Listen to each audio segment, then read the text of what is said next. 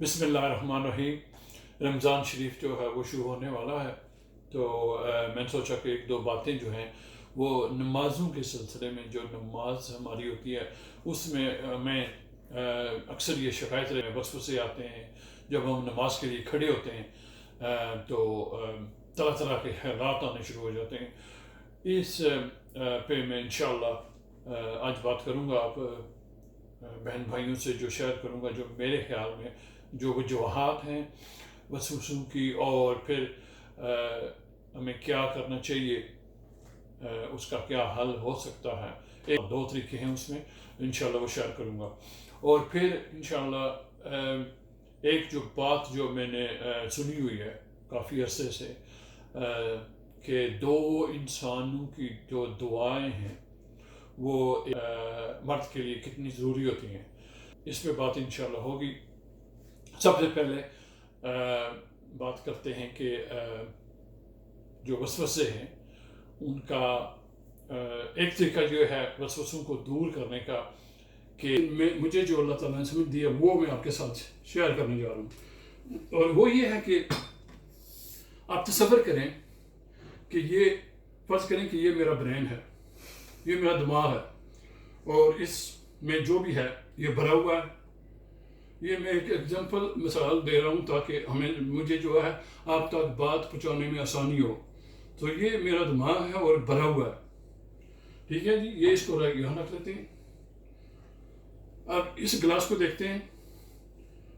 Again glass جو ہے میرا دماغ بھرا ہوا ہے، لیکن یہاں پہ میں جو چیز دکھانا چاہتا ہوں وہ یہ ہے کہ یہ یہاں سے لے کے اوپر تک، یہاں سے لے کے اوپر تک یہ دنیا ہے۔ یہ کیا ہے؟ یہ سب دنیا ہے، دنیا کی سوچیں، دنیا کے خیالات، دنیا کے کام، ہر وہ کام جو میرے اختیار میں ہے اور ہر وہ کام جو میرے اختیار میں نہیں ہے، اس پہ بھی ہم اپنا اتنا وقت ضائع کرتے ہیں کہ اس کا اندازہ کرنا مشکل ہے کہ ہم ایسی چیزیں جو میرے فرض کریں کنٹرول میں نہیں ہیں، ہم ان پہ بھی سوچ کے باتوں میں، اپنوں میں، غیروں میں، اپنی فیملیز کے اندر، ان پہ ہم بحث، جب بھی ہم بیٹھتے ہیں تو بات کرتے ہیں، تو لیکن وہ ہمارے کنٹرول میں نہیں ہوتی ہیں۔ تو کیوں ہم اپنا وقت ضائع کرتے ہیں؟ تو یہ ساری دنیا ہے، اور تھوڑا سا نیچے جو ہے یہ مجھے امید ہے کہ آپ اسے دیکھ سکتے ہیں، یہ ہے دین، یہ ہے اسلام، یہ ہے اللہ اور رسول۔ تو جب میرے دماغ میں یہ ساری دنیا ہوگی، اتنی دنیا ہوگی، اور تھوڑا سا دین ہو گیا تو تو پھر وسوسے تو آئیں گے۔ جب میں نماز کے لیے کھڑا ہوں گا تو وسوسوں نے تو آنا ہے۔ تو یہ اس کو کوشش کریں کہ یہ جو ہے دنیا کے خیالات، اور خاص طور پر وہ باتیں جو اب ہمارے کنٹرول میں نہیں ہوتی، ان کو کوشش کریں کہ ان پہ جو ہے وہ انگلش کا لفظ ہے کہ ڈویل نہ کریں، یعنی ان کو اپنے دماغ میں نہ رکھیں، ان پہ بیٹھ نہ جائیں، ان کو اپنی سوچوں سے نکال کر جو چیزیں مطلب جو آپ کی ذات سے یا آپ کے بیوی بچوں کے ذات سے منسلک ہیں وہ تو ظاہر ہے، لیکن باقی جو چیزیں ان کو نکال کے آپ یہ جو حصہ ہے اس کو ہم نے اوپر کرنا ہے، اور پھر کیسا اللہ کرے کہ ہم اس طرح ہو جائیں۔ اب یہ 50-50 نہیں ہے، it's not 50-50، لیکن یہ ہے کہ اب جو دین ہے اگر ہم کوشش کریں، ہم نے صرف کوشش کرنی ہے اللہ تعالیٰ کو، ہم نے یہ آپ علماء سے سنتے ہیں کہ وہ کہتے ہیں کہ آپ نے کوشش کرنی ہے، باقی جو معاملات ہیں وہ اس نے کرنے ہیں۔ کیسے کرنے ہیں یہ میری فکر، میری اتنی بساط ہے دماغی لحاظ سے کہ میں سوچوں کہ یہ اس کے معاملات ہیں، کیسے اس نے کرنے ہیں، یہ سب باتیں۔ تو یہ جو جب آپ کوشش کریں اور دین کو اوپر لے آئیں تھوڑا سا، اور دنیاوی جو چیزیں ان کو نکال لیں، تو انشاءاللہ جو آپ کی نماز ہے، جو آپ کی عبادت ہے، اس میں بہتری آئے گی، ٹھیک ہے۔ لیکن یہ ایک ایسی چیز تھی جو میرے الحمدللہ دماغ میں تھی، اور میں نے سوچا کہ اپنے جو ہے وہ بہن بھائیوں سے شیئر کر لوں۔ مجھے امید ہے کہ یہ تھوڑی سی جو ایکسپلینیشن ہے آپ کو پسند آئی ہوگی، اور اس سے کچھ نہ کچھ جو ہے وہ آپ کو ملے گا۔ جو کافی عرصے سے پڑھے ہوئے ہیں، قرآن جو ہے وہ بہت کم پڑھتے ہیں، تو رمضان شریف کے مہینے میں ہمیں کوشش کرنی چاہیے کہ ہم کم از کم اپنی جو نماز ہے، یا جب ہم قرآن کے لیے تلاوت، اللہ تعالیٰ توفیق دے ہمیں کہ ہم جو ہے وہ قرآن کے مہینے میں تلاوت کر سکیں، تو پھر قرآن کی جو اس کا صحیح پڑھنے کا جو طریقہ ہے، جو آپ صلی اللہ علیہ وسلم نے بتایا ہے ہمیں کہ اس کو ٹھہر ٹھہر کے رک رک کے پڑھو نماز میں خاص طور پہ، تو ہمیں کوشش کرنی چاہیے کہ اس کی جو خامیاں ہیں اگر ہیں کوئی، تو ان کو ہم ان پہ ہم غور فکر کریں اور ان کو ہم درست کر سکیں۔ سو ایک جو طریقہ ہے وہ یہ ہے کہ آپ کم از کم ہفتے میں ایک بار جو بھی قرآنی آیات ہیں، جو بھی آپ صورتیں ہیں جو آپ قرآن میں پڑھتے ہیں، ان کو آپ قرآن کھول کے ان کو پڑھیں، اور ان کی جو اتار چڑھاؤ ہے، کہاں پہ آپ نے لمبا کرنا ہے، جہاں فار ایگزامپل جہاں پہ مد ہوتی ہے، بڑی مد ہوتی ہے، تو اس کو آپ نے لمبا کرنا ہوتا ہے، اور جو کہاں پہ آپ نے اس کو اور جہاں مد نہیں ہوتی، صرف زبر ہوتی ہے، تو اس کو آپ نے جلدی سے پڑھنا ہوتا ہے۔ تو اس طرح کی جو اتار چڑھاؤ ہوتا ہے قرآن کے الفاظ میں، ان پہ غور کریں، پڑھیں، اس کو کھولیں، جو بھی قرآنی آیات ہیں جن کو آپ اپنی نماز میں پڑھتے ہیں، ان کو کھول کے ان کو پڑھیں، اور آہستہ آہستہ ان کی جو ترتیب ہے الفاظ کی، اور زیر زبر کا اور مدوں کا اور شد کا، جہاں پہ وہ جوڑتے ہیں، جہاں پہ نہیں جوڑتے، ان سب چیزوں کا خیال، ان کے اوپر غور فکر کریں کہ کیسے میں، اور پھر جو ہے ان کو آپ اپنی نماز میں پریکٹس کریں، یا آپ اکیلے بیٹھ کے کار میں یا گھر میں کہیں بھی، تو ان کو پھر اس سے پہلے کہ آپ نماز میں کھڑے ہوں، ان کو پریکٹس کریں کہ ایسے میں نے اب جب میں نے نماز پڑھنی ہے تو اس کو میں نے ایسے پڑھنا ہے۔ سو یہ جو ہے اس طریقے سے آپ اپنی نماز، اگر آپ نماز کے دوران اس طریقے سے پڑھنے کی کوشش کریں گے، اور اس پہ اس کے اتار چڑھاؤ کو، اس کے زیر زبر پہ، اس کی مدوں پہ، اس کے شدوں پہ آپ غور کریں گے، آپ کی توجہ جو ہے وہ قرآن پاک کی آیات پہ ہوگی، اور ان کے لفاظ پہ ہوگی، ان کی ادائیگی پہ ہوگی، تو پھر جو آپ کا ذہن ہے وہ دنیاوی جو باتیں ہیں، جو دنیاوی جو بس چیزیں شیطان جو وسوسے ڈالتا ہے، وہ انشاءاللہ ان میں کمی آئے گی۔ یہ نہیں ہے کہ یہ بالکل ختم ہو جائیں، جیسے آپ، اور یہ بھی ہو سکتا ہے کہ جیسے ہی آپ کوشش کرنے لگ جائیں اپنی قدرت کو درست کرنے میں، تو پھر شیطان جو ہے وہ طرح طرح کی، ظاہر وہ اور مطلب بزی ہو جاتا ہے کہ یہ کیا ہو گیا ہے، تو پھر وہ طرح طرح کی باتیں جو ہے وہ لے کے آتا ہے آپ کے دماغ میں، لیکن کوشش میرا کام یہ ہے کہ میں نے کوشش جاری رکھنی ہے۔ تو یہ ایک جیسا میں نے کہا کہ یہ طریقہ سب کے لیے سیم نہیں ہے۔ اگر آپ چاہتے ہیں، ہو سکتا ہے کچھ ایسے بہن بھائی ہوں جو جن کو 2-3 ہفتے میں قرآن کھولنا پڑے اور ان کو پڑھنا پڑے، ہو سکتا ہے کچھ ایسے ہوں جنہیں مہینے میں وہ، لیکن میرے خیال میں ہمیں جو بھی اچھا پڑھ سکتا ہے تب بھی، اور جو اچھا نہیں پڑھ سکتا وہ بھی کم از کم مہینے میں ایک بار قرآن کو کھول کے جو بھی قرآنی آیات یا جو بھی صورتیں آپ پڑھتے ہیں نماز میں، ان کو دیکھ لینا چاہیے کہ ان کی جو ترتیب ہے زیر و زبروں کی، اور ان کا جو اتار چڑھاؤ ہوتا ہے، کہاں پہ ہم نے لمبا کرنا ہوتا ہے، کہاں پہ ہم نے جلدی پڑھنا ہوتا ہے۔ تو ان چیزوں کو اگر بار بار دیکھیں گے، اپنے آپ کو جو ہے وہ یاد دہانی کروائیں گے، تو اور پھر جب آپ نماز کے لیے کھڑے ہوں تو اس پہ آپ کا دھیان جو ہے، کوشش کریں کہ ان کے قرآنیات کی جو جیسا آپ نے پڑھا تھا کھول کے قرآن، جیسے آپ کا تصور کریں کہ قرآن جو ہے وہ میرے سامنے کھلا ہوا ہے اور میں وہاں سے دیکھ کے پڑھ رہا ہوں۔ جب آپ یہ تصور کریں گے کہ میں دیکھ کے پڑھ رہا ہوں، اور یہاں پہ جو تھی، یہاں سے میں نے اٹھانا ہے، یہاں سے میں نے جو ہے وہ اس کو جلدی پڑھنا ہے، تو پھر انشاءاللہ آپ کی نمازوں میں جو ہے وہ کم دنیاوی خیال جو ہیں وہ کم ہوں گے، اور آپ کی توجہ چونکہ قرآن کی آیات پہ ہوگی، تو انشاءاللہ وہ وسوسوں میں کمی آئے گی۔ آپ بھی کر لیں، انشاءاللہ برکت آئے گی کوشش کرنے سے. اور کوشش کرنے سے رب العزت کہتے ہیں کہ جو کوشش کرتا ہے چاہے وہ غلط پڑے، اس کو اس کی کوشش پہ جو ہے، یہ حدیث پاک ہے کہ اس کی کوشش پہ اس کو جو ہے وہ ثواب ملتا ہے. تو آپ کا جو میں نے سنا ہوا ہے کہ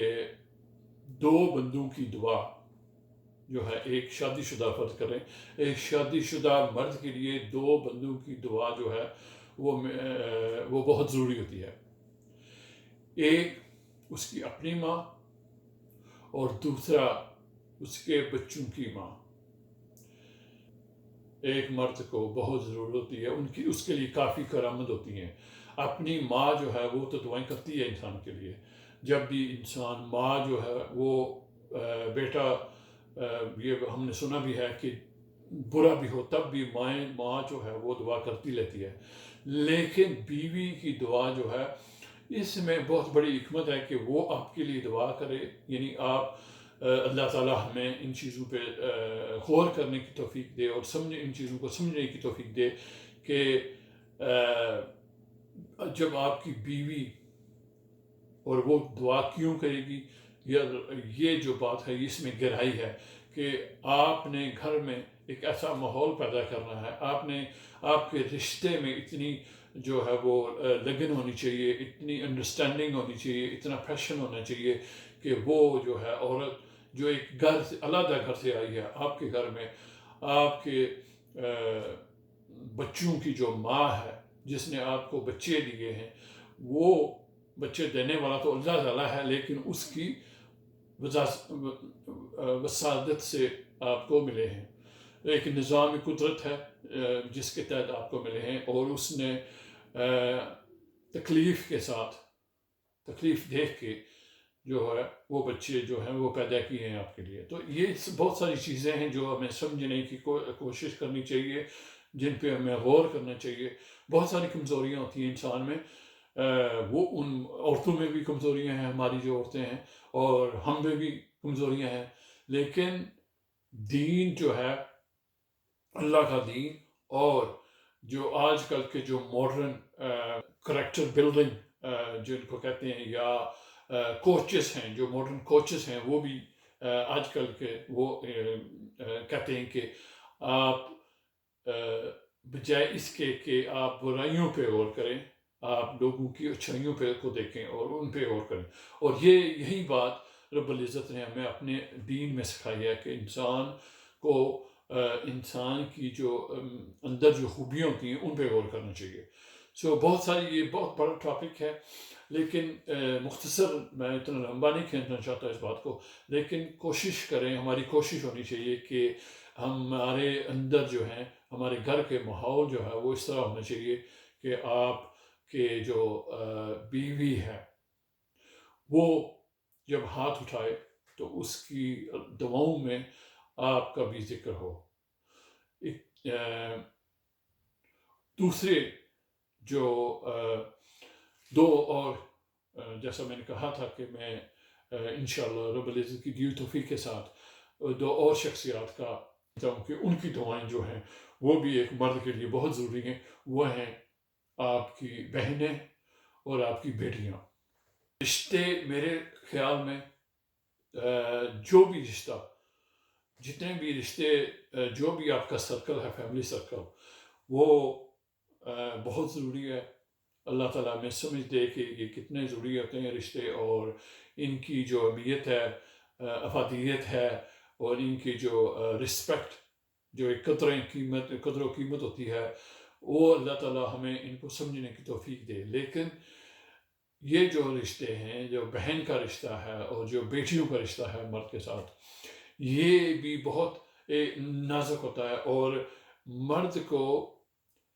ہمیشہ جو ہے ان رشتوں کے ساتھ ایک ایسا پیشنٹ، ایک ایسا عقیدت والا رشتہ ہونا چاہیے جس سے ان کی نہ صرف قدر و قیمت میں اضافہ ہو، بلکہ ان کی زندگیوں میں بھی ایک ایسی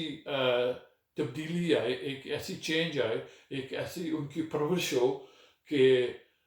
ہم آپ کے کردار کی وجہ سے، آپ کے اخلاق کی وجہ سے، آپ کی جو بات چیت ہے، آپ کا جو اٹھنا بیٹھنا ہے، اس کی وجہ سے ان رشتوں کی جو ہے وہ یہ رشتے جو ہیں وہ پروان چڑھیں، اور ان رشتوں کے اندر بھی ایسا ہی ایک کردار جنم لے جن کی وجہ سے جب وہ کسی دوسرے گھر میں جائیں تو وہ اس گھر کو جو ہے وہ مینج کرنے میں یہ ایک مینجمنٹ ہوتی ہے. عورت جب کسی دوسرے گھر میں جاتی ہے تو اس نے پورے گھر کو، پورے خاندان کو، ایک نئے اسٹرکچر کو مینج کرنا ہوتا ہے. اور جب تک اس کی پرورش اگر اس طریقے سے ہوئی ہو تو پھر آپ سوچیں، تصور کریں کہ وہ کیسے مینج کرے گی، اچھے حالات کو بھی، برے حالات کو بھی، اچھے لوگوں کو بھی لوگ ہوں گے یا ایسے لوگ اس کے ہوں گے ارد گرد، اللہ نہ کرے، جو اس کی فیور میں نہیں ہے یا بل اس کی فیور میں نہیں ہے. تو یہ ایک بہت ہی سوچ بچار اور فکر والی جو کوچنگ ہے وہ ہمیں کرنی ہوتی ہے، اپنی بہنوں کی، اپنے بیٹیوں کی. رب العزت جو ہے ہمیں یہ دین کا حصہ ہے. میرے لیے یہ بہت بڑا حصہ ہے دین کے لیے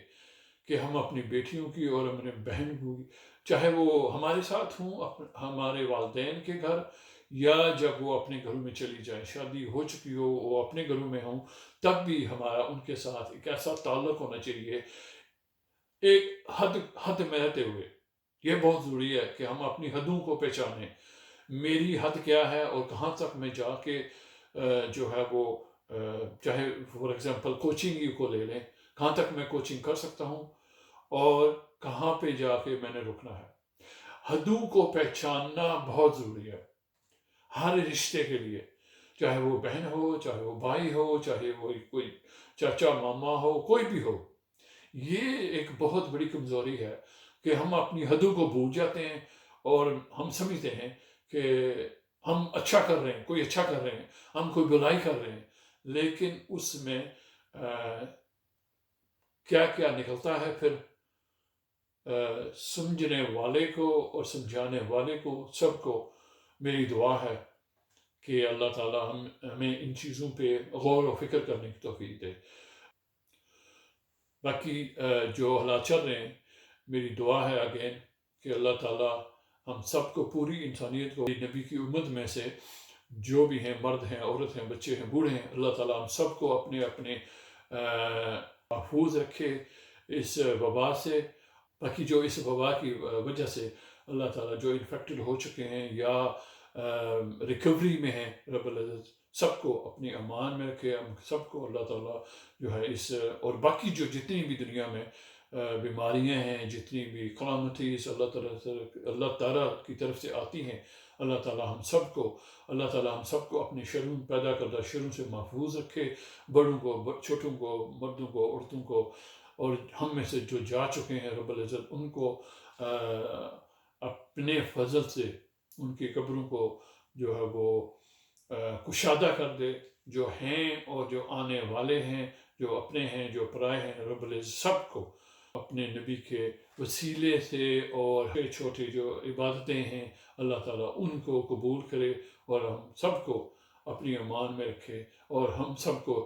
یہ ان چیزوں پہ، یہ چھوٹی چیزیں نہیں ہیں. کبھی کبھی میں کہہ دیتا ہوں کہ یہ چھوٹی چیز ہے، یہ چھوٹی چیزیں نہیں ہیں. اللہ تعالیٰ ہم سب کو ان پر غور و فکر کرنے کی توفیق دے اور اچھا کرنے اور اچھا سوچنے کی توفیق دے. اللہ تعالیٰ ہمیں ایسی باتیں اور ایسے کام سکھا دے جو ہمیں جنت میں لے جائیں، اور ہم پناہ مانگتے ہیں ایسی کاموں سے، ایسی باتوں سے جو ہمیں دوزخ کے قریب کر دیں. السلام علیکم.